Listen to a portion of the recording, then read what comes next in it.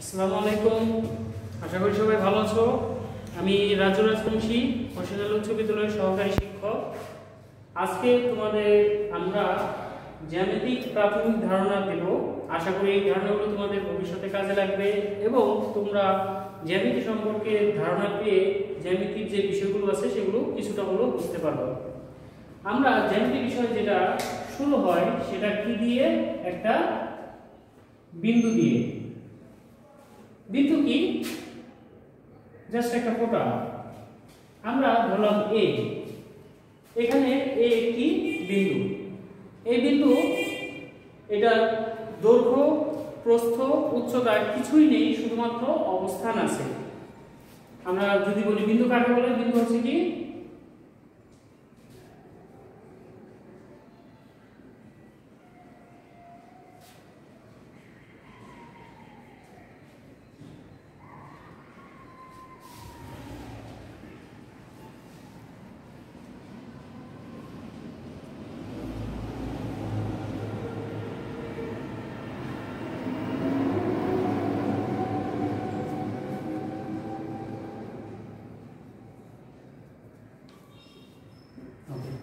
তাহলে বিন্দু বিষয়টা হচ্ছে কি, যার দৈর্ঘ্য প্রস্থ উচ্চতা কিছু নেই, শুধুমাত্র অবস্থান আছে, সেটা হচ্ছে কি বিন্দু।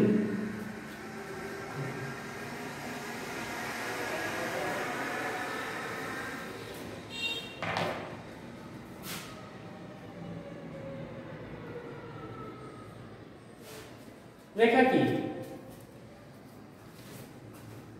একটা বিন্দু যদি এদিকে চলতে থাকে তাহলে কি তৈরি হয়?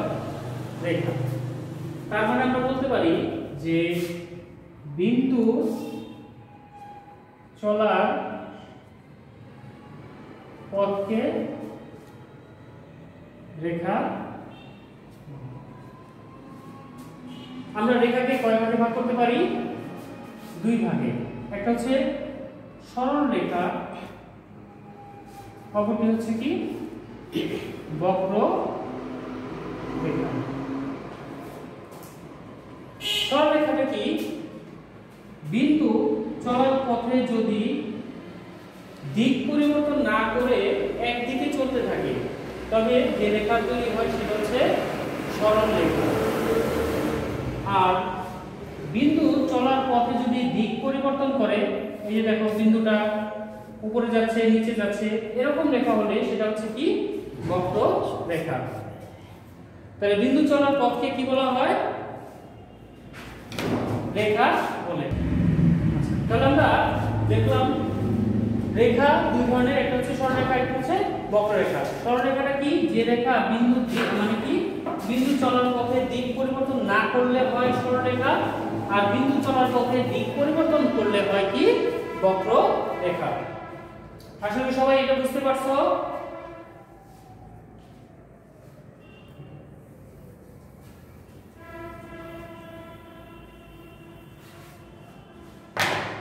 আমরা যখন বিভিন্ন জ্যামিতি অঙ্কন করতে যাই তখন সেখানে একটা কথা আছে যে বিই একটি রশ্মি নেই, এরকম কথা আমরা পাই, বা এবি একটি রশ্মি নেই। আবার আমরা একটু আগে পড়লাম রেখা।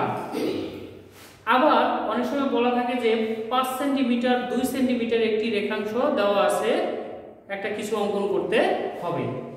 এখানে আমরা একই শব্দের মতো তিনটা অংশ পাই, সেটা হচ্ছে একটা রেখা, রেখাংশ, রশ্মি। তিনটা বিষয়ই আমরা মাঝে মাঝে একরকম করে ফেলি। তাহলে আমরা বিষয়গুলো দেখি।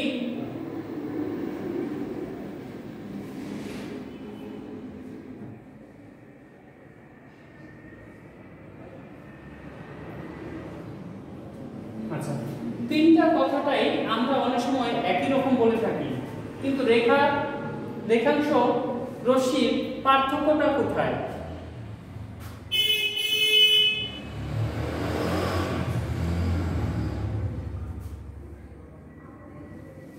এখানে দেখো রেখা যেটা দুই পাশেই চলবে, কোনো স্থির বিন্দু নেই, দুই পাশেই চলমান। এখানে আমরা তীর চিহ্ন দ্বারা চলমান নির্দেশ করছি। রেখাংশ দুই প্রান্ত স্থির, চলতেছে না। রশ্মির ক্ষেত্রে এক প্রান্ত স্থির আরেক প্রান্ত চলতে থাকবে। তাহলে আমরা এখানে তিনটার পার্থক্যটা বুঝতে পারলাম। সেটা হচ্ছে কি রেখাটা কেমন হতে পারে, রশ্মি রেখাংশ কেমন হতে পারে, রশ্মিটা কেমন হতে পারে। আমরা যদি একটু বৈশিষ্ট্য বলি, রেখার কোনো প্রান্ত বিন্দু নেই। প্রান্ত বলতে বোঝায় কি শেষ।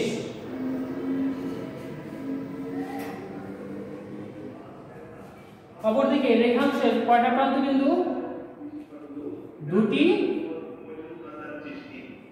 প্রান্ত বিন্দু আছে। আমরা যদি রশ্মি বলি, রশ্মির ক্ষেত্রে দেখা গেছে যে একটি প্রান্ত বিন্দু এবং একটি চলমান বিন্দু আছে। তাহলে আমরা এখানে আশা করি রেখা, রেখাংশ এবং রশ্মির যে তিনটা পার্থক্য আমরা সবাই এটা বুঝতে পারছি।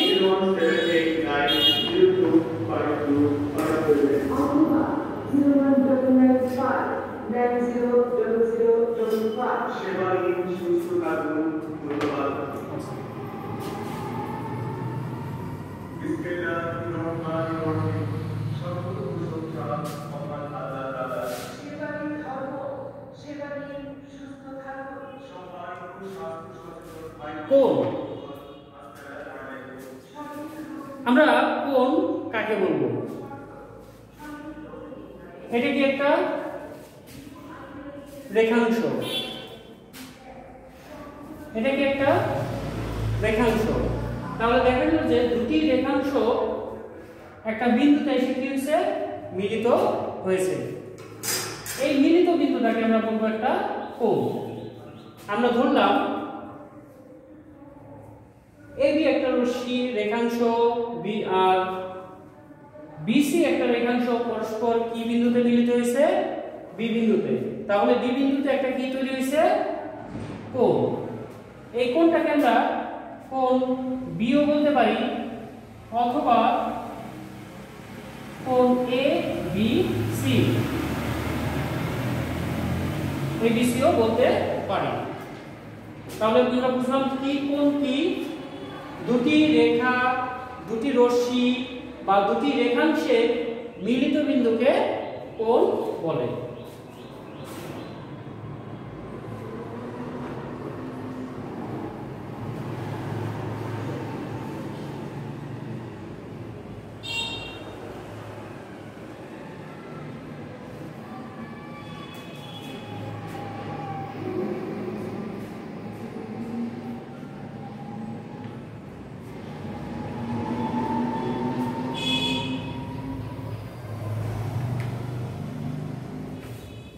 আচ্ছা, তাহলে আমরা বলি যে কি কোণ কি? যে দুটি রেখা বা রশ্মি বা রেখাংশে যে বিন্দুতে মিলিত হয় ওই মিলিত বিন্দুটাকে কি বলা হয়?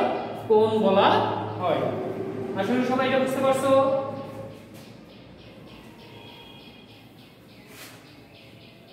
আচ্ছা, আমরা এখন দেখব কোণ কিভাবে অঙ্কন করা হয়, কত ডিগ্রি হলে কোণ, কত ডিগ্রি আমরা কিভাবে পরিমাপ করব। আমরা সাধারণভাবে প্রাথমিকভাবে আমরা কোণগুলো কি দিয়ে মাপবো বা কি দিয়ে আঁকবো? একটা চাঁদার সাহায্যে। এটা কি? একটা চাঁদা।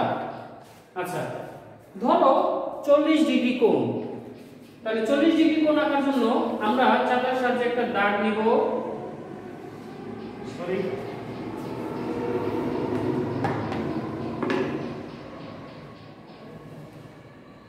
আচ্ছা, এখন যদি আমরা এখানে কত ডিগ্রি অঙ্কন করতে চাই, ধরো 40 ডিগ্রি কোণ,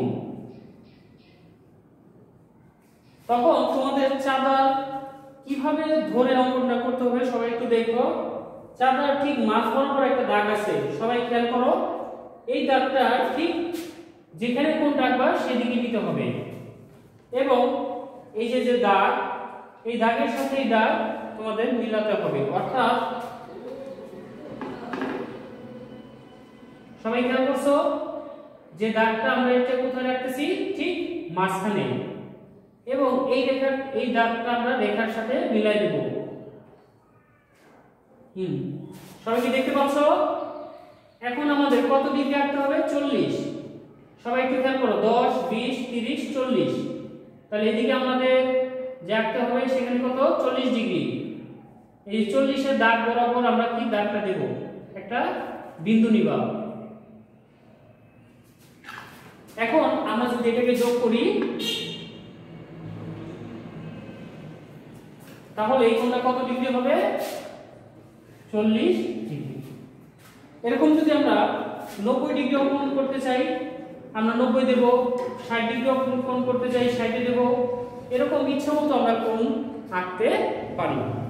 আশা করি সবাই বুঝতে পারছো যে চাপার সাহায্যে আমরা কিভাবে একটা কোণ আঁকতে পারবো।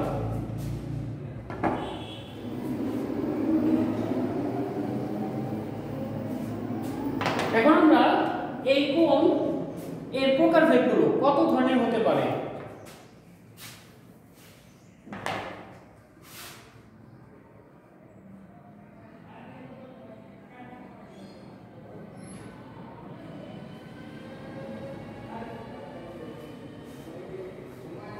কোণ বিভিন্ন তার মানের উপর ভিত্তি করে কোণগুলোকে বিভিন্ন নামে চিহ্নিত করা হয়। আমরা কোণগুলো সম্পর্কে পরিচয় দেই আর কোণের প্রকারভেদ না, শুধু কোণগুলো কি কি কত ডিগ্রি হলে সেটা কি কোণ হবে সেটা সম্পর্কে আমরা একটা ধারণা নিয়ে নিই আগে। প্রথমত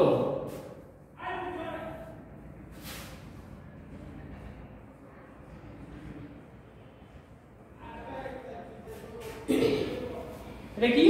সূক্ষ্ম কোণ। আমরা সূক্ষ্ম কোণ কাকে বলবো? যে 90 ডিগ্রি থেকে ছোট কোণ। আমরা এখানে চাপার সাহায্যে যদি দেখি এখানে আছে কত ডিগ্রি কোণ? 90 ডিগ্রি কোণ। এখন 90 ডিগ্রি থেকে যদি ছোট কোণ হয় তবে আমরা সেটাকে কি বলবো? সূক্ষ্ম কোণ। তাহলে সূক্ষ্ম কোণ কি? 90 ডিগ্রি থেকে ছোট কোণ।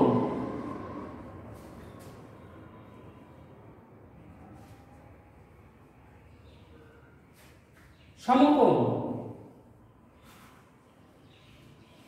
সমকোণ আমরা কাকে বলবো? যে 90 ডিগ্রি সমান কোণ। 90 ডিগ্রি কোণ হলে সেটাকে আমরা কি বলবো? সমকোণ। আমরা জাস্ট একটা ধারণা দেই, যেমন 60 ডিগ্রি এটা কি কোণ হবে? সূক্ষ্ম কোণ। সমকোণ একটা রেখার উপর আরেকটা রেখা যদি লম্বভাবে থাকে তবে এখানে কোণটা কত হয়? 90 ডিগ্রি। তবে এই কোণটাকে আমরা কি বলবো? সমকোণ।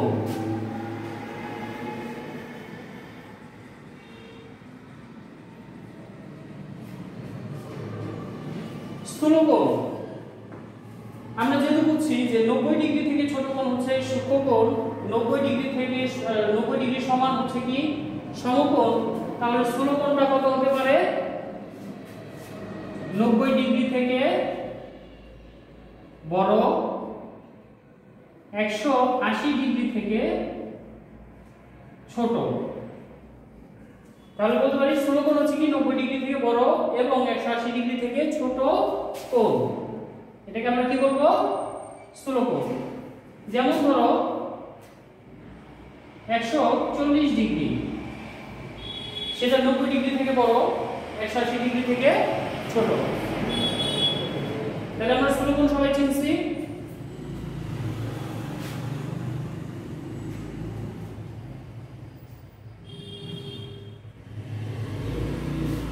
সরল কোণ।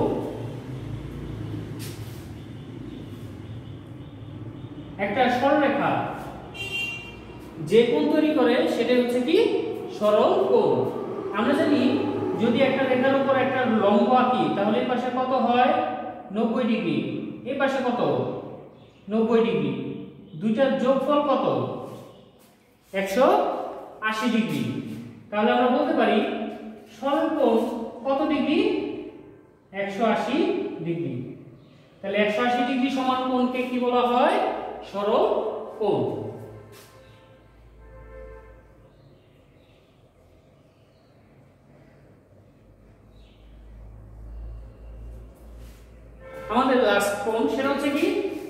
প্রবৃদ্ধ কোণ। একটু খেয়াল করলে তোমরা বুঝতে পারবে যে 90 ডিগ্রি ছোট সূক্ষ্মকোণ, 90 ডিগ্রি সমান সমকোণ, 90 ডিগ্রি থেকে বড় 180 ডিগ্রি থেকে ছোট স্থূলকোণ, 180 ডিগ্রি সরলকোণ। তাহলে আমরা বলতে পারি 180 ডিগ্রি থেকে বড় কোণ হলো কি?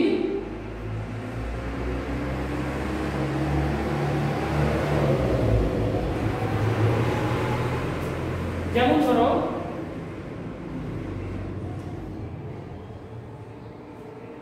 এখানে আমরা বলতে পারি ধরো 220 ডিগ্রি ধরলাম, তাহলে সেটা কত? 180 ডিগ্রি থেকে বড়, তাহলে 220 ডিগ্রি একটা কি কোণ? প্রবৃদ্ধ কোণ। আশা করি তোমরা কোণ সম্পর্কে একটা প্রাথমিক ধারণা পেয়েছো যে কোণগুলো কি কি ধরনের হতে পারে। আমরা এখন কোণের যে বিভিন্ন প্রকারভেদ আছে সেগুলো সম্পর্কে একটু দেখব।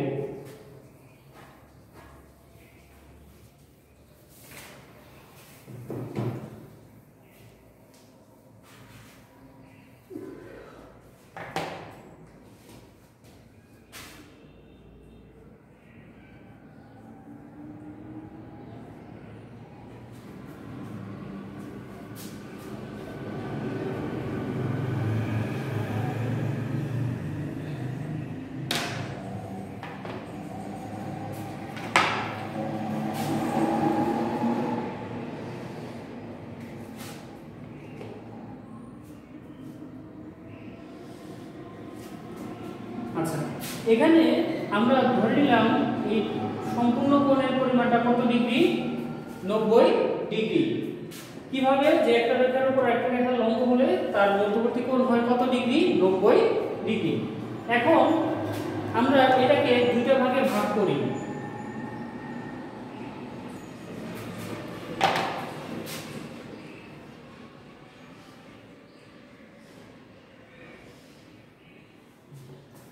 তাহলে এই যে পাশাপাশি দুইটা কোণ তৈরি করছে, আমরা এটাকে নাম দিতে পারি ধরো ABC D। তাহলে ABC কোণটা 90 ডিগ্রি ছিল, সেটা কয়টা ভাগে বিভক্ত হলো? দুইটা। কোন রেখা? BD রেখা দিয়ে। এখন এই দুইটা কোণের যোগফল কত বলো তো? কত ডিগ্রি? 90 ডিগ্রি। তাহলে আমরা বলতে পারি যে এই পাশাপাশি দুইটা কোণকে বলা হয় সন্নিহিত কোণ। দুইটা সন্নিহিত কোণের যোগফল কত ডিগ্রি? 90 ডিগ্রি। তবে একটাকে অপরটার পূরক কোণ বলে। তাহলে আমরা বলতে পারি কি? দুটি সন্নিহিত কোণের যোগফল কত? 90 ডিগ্রি হলে একটিকে অপরটি কি বলা হয়? পূরক কোণ বলে।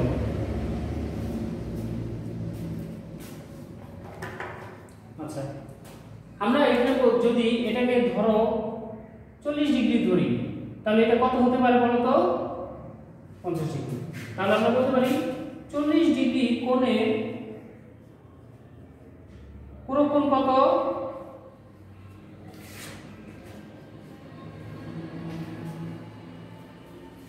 আশা করি সবাই অংশটুকু বুঝতে পারছো যে যদি কোনো কোণের সন্নিহিত কোণের ক্ষেত্রে আমরা পূরক কোণ ধরি, সেই ক্ষেত্রে যদি বলি 60 ডিগ্রি কোণ, তার পূরক কোণ কত হবে?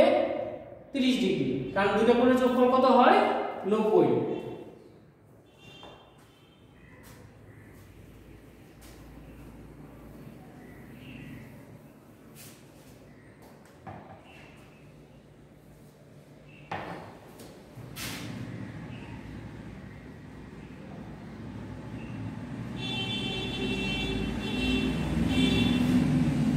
আমরা পুরোপুরি যদি বুঝে থাকি এটা বুঝতে অনেক সহজ হবে। সেটা হচ্ছে কি?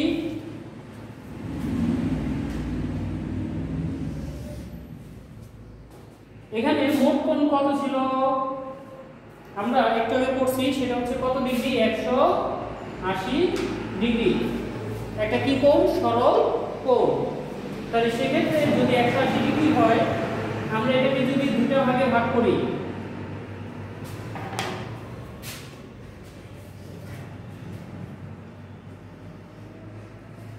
তাহলে এখানে কয়টা হলো দুইটা কোণ। আমরা পাশাপাশি দুইটা কোণকে কি বলছি? সন্নিহিত কোণ। এখানে দুই সন্নিহিত কোণের যোগফল কত ডিগ্রি? 180 ডিগ্রি। তাহলে এই যে পাশাপাশি দুটি কোণের যোগফল যদি 180 ডিগ্রি হয় তাহলে আমরা সেটাকে কি বলবো? সম্পূরক কোণ। তাহলে একটাকে যদি আমরা ধরো 70 ডিগ্রি ধরি তাহলে সম্পূরক কোণ কত হবে? 110 ডিগ্রি। অর্থাৎ আমরা কি বলতে পারি? দুটি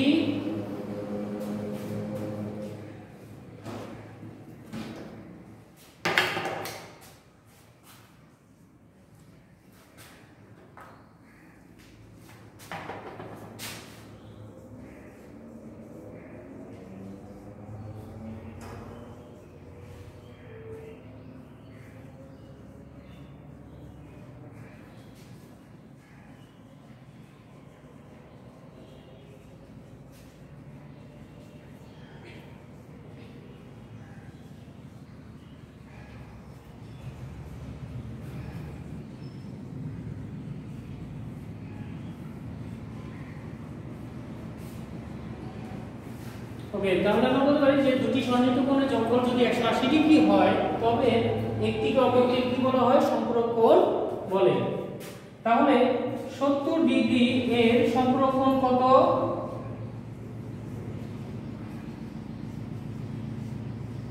110 ডিগ্রি। কারণ দুটোর যোগফল কত হয়? 180 ডিগ্রি। আশা করি এই অংশটুকু সবাই বুঝতে পারছো।